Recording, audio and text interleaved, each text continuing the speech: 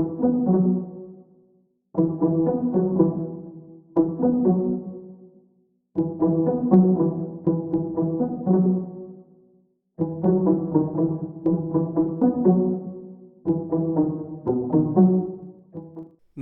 ny maro raha vantany vao nahita ny sary izay miparitaka eny an-tapazoratserasera eny amin'izao fotoana izao ny sary ny Kotsilela Maitsoambo Big MJ ary ny mpanakanto Bastalayon nandritra ny fankalazana ny RNS 2024 tamin'iny andron'ny 1 aprily lasa teo iny, izany hoe tamin'iny andron'ny alatsinainy Pasika iny. Ka ny pitsopitsony mahakasika an'izay no tena ho fakafakaina amintsika ato anatin'ity vidéo ity, ka manasantsika rehetra anaraka an'ity vidéo ity hatramin'ny farany. Asa dino ny like ny vidéontsika ary tsara voatrany ny miabony amin'ny chaîne antsika mba ahafahanareo manaraka tsy tapaka ny vidéo izay lefa nahito isan'andro. Tsy ampilela moa isika fa avy hatrany tonga dia vavany ndao ary.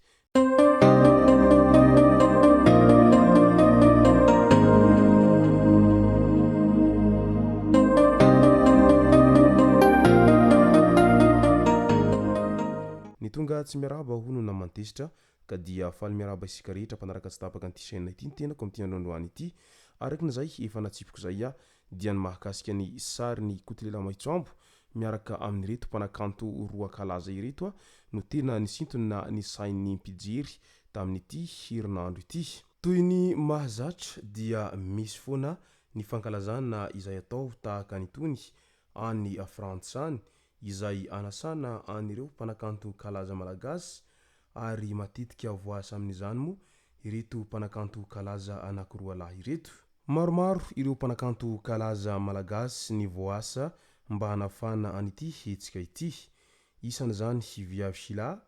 Gaye, Rijad, Elidio, Ismaven ary itao ihany koa i mpanakanto Bastalayon sy Big MJ izay isan'ny andrasan'ny maro ihany koa tao anatin'izay fankalazana an'izay fety fanao isan-taona izay. Nafanadiana fanina ny fety ary afapo avokoa ireo malagasy rehetra izay monina sy mipetraka ao Frantsa ao izay tonga nanome voninahitra sy nanotrona an'ity fety izay antsoina hoe RNS ity. Efa ela ny andrasana ihany koa mantsy ireo malagasy izay monina tao Frantsa tao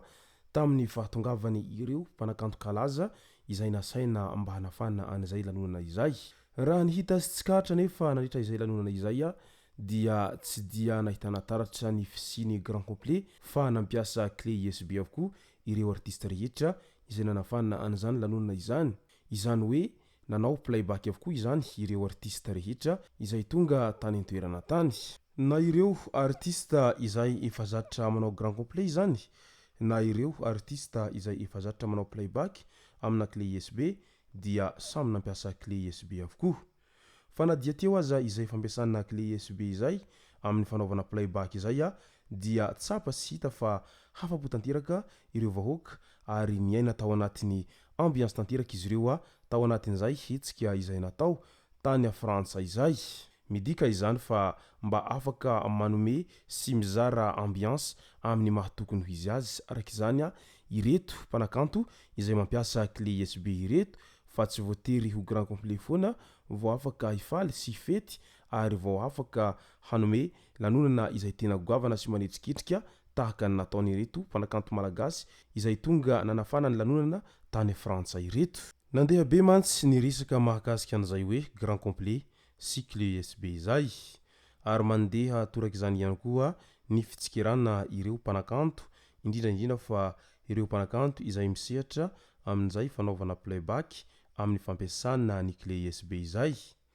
Mandeha toraka izany ihany koa ny fitsikerana ireo mpanakanto izay ho ampangainy sasany fa tsy mpanakanto akory fa anarany mihira fotsiny ka mbanana anjara amin'izay laza izay dia iny ara fa mihira sy moeraoera eran'ny tanàna. Isany manao an'izay tsikera izay moa i Kotsilela Maitsoambo izay malagasy mila ravinahitra sy monina any Suisse any moa izany Kotsilela Maitsoambo izany ary fantatry ny be sy ny maro ny fisiny izany Kotsilela Maitsoambo izany amin'ny fitsikerany ny zava-misy rehetra izay ataon'ny malagasy indrindra eo amin'ny tontolon'ny politika sy ny tontolon'ny mozika izay. Isan'ny tena mahazo fanakinana mafy dia mafy amin'izany Kotsilela Maitsoambo izany moa ny mpanakanto Big MJ izay hirahirainy foana isa mihetsika ary dia tsika irainy lava foana izany mpanakanto Big MJ izany ninninona ny zavatra ataon'ny mpanakanto Big MJ dia kianiny kotolela moitsambo foana amin'ilay hoe tsisy zavatra manjary, tsisy zavatra mety, tsisy zavatra hainy.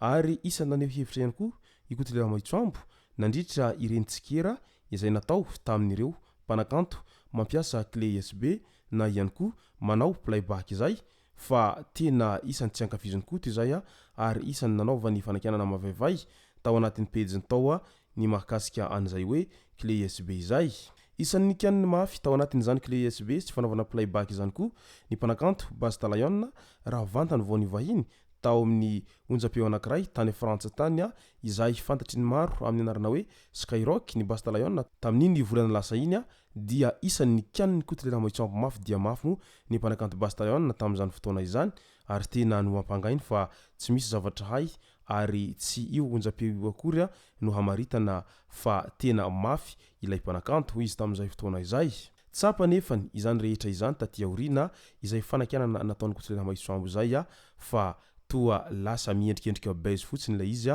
satria resaka tiana hatavy ilay fanakinana ataon'ny kotolela moitsambo ho an'ireo mpanakanto kalaza malagasy ireo satria isany mankafy an'ireo mpanakanto kalaza ireo ihany. Raha izany kotolela moitsambo izany raha ny zavatra hita nandritra izay RNS tao Frantsa izay no fakafakaina sy tsikeraina satria isany tonga nanome voninahitra sy nanotrona an'izany lanonana izany kotolela moitsambo. Midika izany fa amin'ny mahamalagasy azy dia mankafy ny vita gasy izy ary mankafy an'ireo mpanakanto kalaza malagasy ihany koa ary isany manohana an'ireo tanora malagasy izay misehatra eo amin'ny tontolon'ny mozika izay ihany koa raha ikotolela moitsambo satria efa maro ireo mpanakanto no mijoro vavolombelona amin'ny hoe isany olona izay mpanao an'irony karazana organisation izay maka mpanakanto mampanao lanonana any ivelany koa ikotolela moitsambo. Midika izany fa ankafiziny ireo mpanakanto gasy na mpanakanto izay mivoy ny gadona tropikaly zany na mpanakanto izay mivoy ny gadona samihafa ankoatran'izay gadona tropikaly izay mampihetsiketsiky ny fitombenana araky ny voalazantsika matetika izay. Tafahoana tao Vichy France nandritra ny RNS 2024 izay niseho tamin'ny andro ny 1 Aprily mo i Basta Lion sy Big MJ ary kotolela moitsambo izay niaraka nakasary ary niparitaka eran-tambazotra tsiratsira Facebook izay sarin'izy telo lahy izay. Izy ireo izay tsy mifankahazo ao anaty tambazotra tsiratsira Facebook noho ny resaka hira sy clé USB araky ireny hitantsika matetika ireny. Nefa dia izao manaprofo fa tsy mitombona akory izany hoe tsy fifankazahoana na ihany koa tsy fifankatiavana eo amin'ny kotolela moitsambo sy ireto mpanakanto kalaza ireto. Tiany izy ireo ary raha lahany izy ireo ary isany manohana an'ireo mpanakanto ireo ihany koa raha ikotolela moitsambo fa tsy arakaraky ireny tsikera izay ataony ao anaty tambazotra tsiratsira Facebook ireny fa amin'ny maha chroniqueur azy sy ny déclencheur d'alerte azy dia manao an'izay fomba fitsikerana sy fanakianana mavaivay izay izy ao anaty tambazotra tsiratsirany ao mba hisintona ny sain'ireo mpanaraka azy sy hisintona ny sain'ireo izay mipijery ny zavatra izay publieny koto ao anatin'ny pejiny izay. Izay sy zay moa no masaka azona roso tao anatin'ity video ity tompoko lasy tompoko vavy misaorantsika rehetra hanaraka an'ity video ity hatramin'ny farany. Azadino ny milaiky ny video antsika ary tsara voatrany ny miabony amin'ny chaîne antsika mba ahafahanareo manaraka tsy tapaka ny video izay lefa nahita isan'andro. Tompoko lasy tompoko vavy mankasitraka dia mirary soa.